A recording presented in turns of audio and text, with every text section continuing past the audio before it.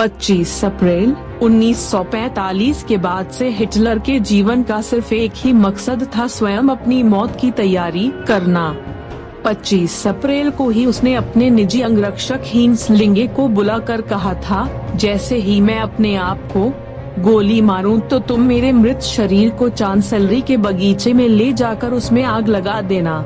मेरी मौत के बाद कोई मुझे देखे नहीं और न ही पहचान पाए। हिटलर के जीवनीकार यान करशाह लिखते हैं, इस दृश्य को हिटलर के अंतिम दिनों के सभी साथी बंकर के दरवाजे से देख रहे थे। जैसे ही उनके शवों में आग लगाई गई, सभी ने हाथ ऊंचे कर हेल हिटलर कहा और वापस बंकर में लौट गए। उस समय तेज हवा चल रही थी। जब लपटें कम हुई तो उन पर और पेट्रोल डाला गया। 2.5 घंटे तक लपटें उठती रहीं।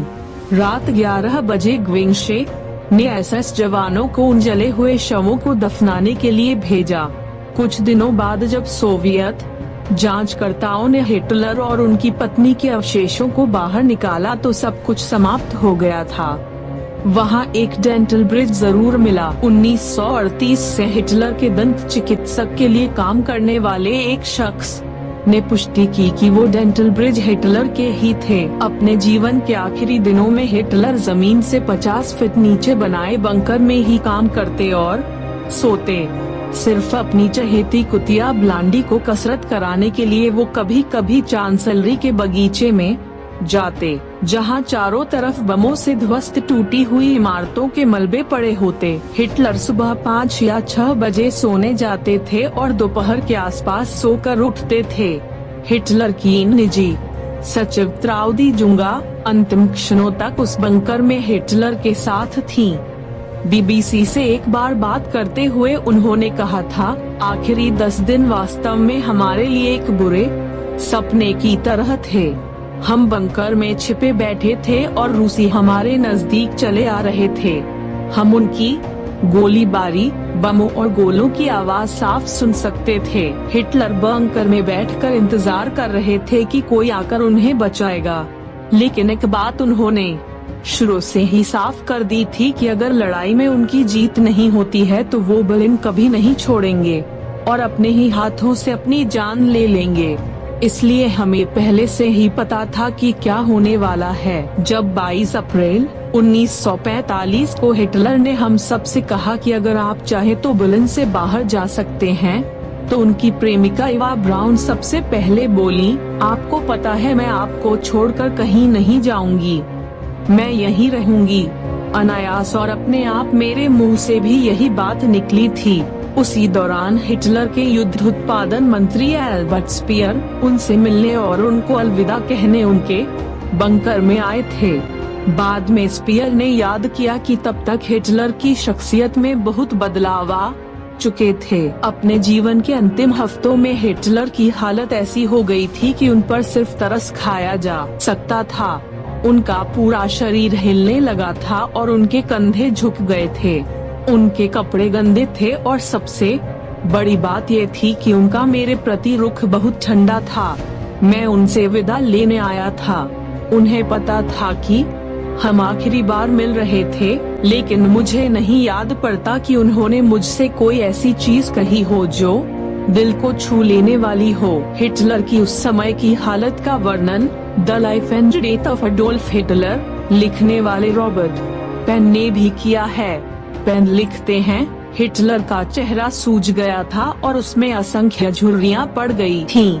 उनकी आंखों में जीवन जाता रहा था। कभी कभी उनका दायां हाथ बुरी तरह से कांपने लगता था और उस कंपकपाहट को रोकने के लिए वो उसे अपने बाएं हाथ से पकड़ते थे। जिस तरह से वो अपने कंधों के बीच अपने सिर को झुकाते थे, उससे किसी बूढ़े गिद्ध का आभास मिलता था। उनके पूरे व्यक्तित्व में सबसे अधिक ध्यान देने वाली बात थी उनकी किसी शराबी की तरह लड़खड़ाती चाल। ये शायद एक बम विस्फोट में उनके कान की एक बारीक झिल्ली को हुए नुकसान की वजह से हुआ था। वो थोड़ी दूर चलते और रुककर किसी मेज का कोना पकड़ लेते। 6 महीनों के अंदर वो 10 साल बूढ़े हो गए थे। बंकर में अपने अंतिम दिनों के दौरान ही हिटलर ने तय किया कि वो इवा ब्राउन से शादी कर उस रिश्ते को वैधता प्रदान करेंगे। अपनी किताब the life and death of Adolf Hitler में रॉबर्ट पेन लिखते हैं, शादी कराएगा कौन? गोएबेल्स को ख्याल आया कि किन्हीं वॉल्टर वैगनर ने उनकी शादी करवाई थी। दिक्कत ये थी कि उनको ढूंढा कैसे जाए। उनके आखिरी पते पर एक सैनिक को भेजा गया। शाम को बड़ी मुश्किल से उन्हें हिटलर के बंकर में लाया गया, लेकिन वो अपने साथ शादी का सर्टिफिकेट लाना भूल गए। उसे लेने वो दोबारा अपने घर गए। रूसियों की भयानक गोलाबारी के बीच मलबे से अटी पड़ी सड़कों से होते हुए वैगनर वापस हिटलर के बंकर में पहुँचे। उस समय शादी की दावत शुरू होने वाली थी और हिटलर और इवा ब्राउन बहुत बेसब्री से उनका इंतजार कर रहे थे। हिटलर ने गोएबेल्स और ब्राउन ने बोरमन को अपना गवाह बनाया। रॉबर्ट पेन आगे लिखते हैं, शादी के सर्टिफिकेट पर हिटलर का हस्ताक्षर एक मरे हुए कीड़े की तरह दिख रहा था। इवा ब्राउन ने पहले शादी से पहले वाला उनका नाम ब्राउन लिखना चाहा। उन्होंने लिख भी दिया, लेकिन फिर उन्होंने उसे काटा और फिर साफ साफ इवा हिटलर ब्राउन लिखा। गोएबेल्स ने मकड़ी के जाले से मिलता जुलता हस्ताक्षर किया, लेकिन उसके पहले वो डॉक्टर लगाना नहीं भूले। सर्टिफिकेट पर तारीख लिखी थी 29 अप्रैल, जो कि गलत थी क्योंकि शादी होते होते रात के 12:25 हो चुके थे। कायदे से उस पर 30 अप्रैल लिखा जाना चाहिए था। शादी के बाद के भोज में Bormann, गोएबेल्स, माग्दा गोएबेल्स, general Krebs, general बर्गडॉर्फ, Hitler की 2 निजी सचिव और उनका शाकाहारी रसोइया भी शामिल हुआ। इवा हिटलर के स्वास्थ्य के लिए सबने जाम उठाए। इवा ने काफी शैंपेन पी ली।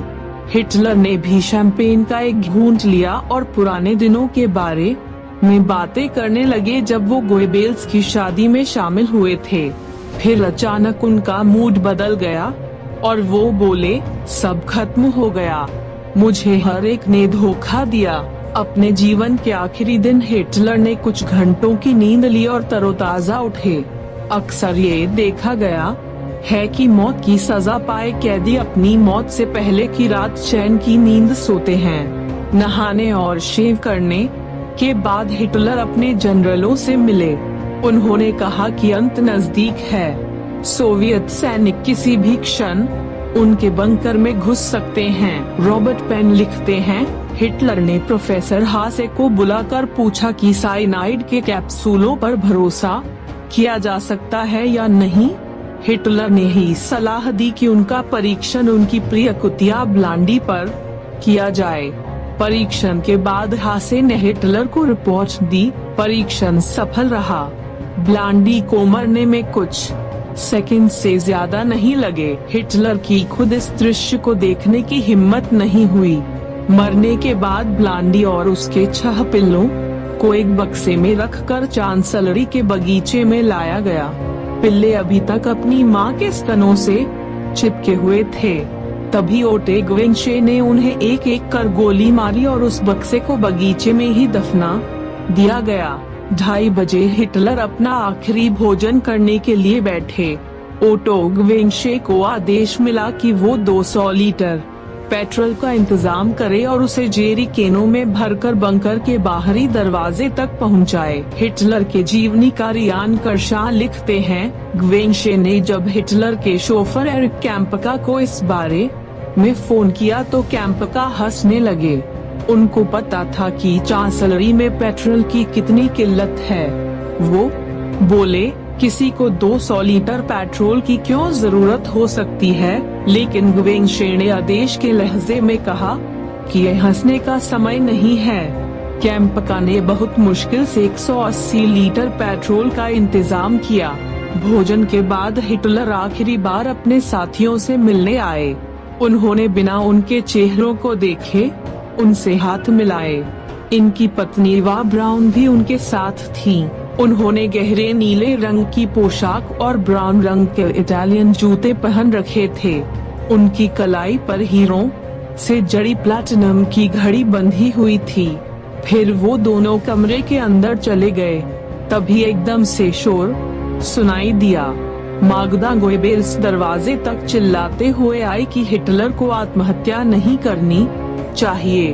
अगर उन्हें उनसे बात करने दी जाए तो वो उन्हें ऐसा न करने के लिए मना सकती हैं। गरहार्ड बोल्ट अपनी किताब in the shelter with Hitler में लिखते हैं, हिटलर का अंगरक्षक ग्वेंशे 6 फीट 2 इंच लंबा था और बिल्कुल गोरिल्ला जैसा लगता था। माग्दा अपनी बात पर इतना जोर दे रही थी कि ग्वेंशे ने हिटलर के कमरे का दरवाजा खोलने का फैसला किया। दरवाजा अंदर से लॉक नहीं था। ग्वेंशे ने हिटलर से पूछा कि क्या आप माग्दा से मिलना पसंद करेंगे? इवा का कोई पता नहीं था। शायद वो बाथरूम में थी क्योंकि अंदर से पानी चलने की आवाज आ रही थी। हिटलर मुड़े और बोले, मैं किसी से नहीं मिलना चाहता। इसके बाद उन्होंने दरवाजा बंद कर दिया। दरवाजे के ठीक बाहर खड़े हेंस लिंगे को पता ही नहीं चला कि हिटलर ने कब अपने आप को गोली मारी। उनको इसका पहला आभास तब हुआ जब उनकी नाक में बारूद की हल्की सी महक गई। रोकस मिस्ट हिटलर के बंकर में टेलीफोन ऑपरेटर थे। कुछ सालों पहले उन्होंने बीबीसी से बात करते हुए कहा था, अचानक मैंने सुना कि कोई हिटलर के अटेंडेंट से चिल्लाकर कहा था, लिंगे लिंगे। शायद हिटलर नहीं रहे, शायद उन्होंने गोली की आवाज सुनी, लेकिन मुझे तो कोई आवाज नहीं सुनाई दी। उसी समय हिटलर के निजी सचिव बोरमन ने सबको चुप होने के लिए कहा।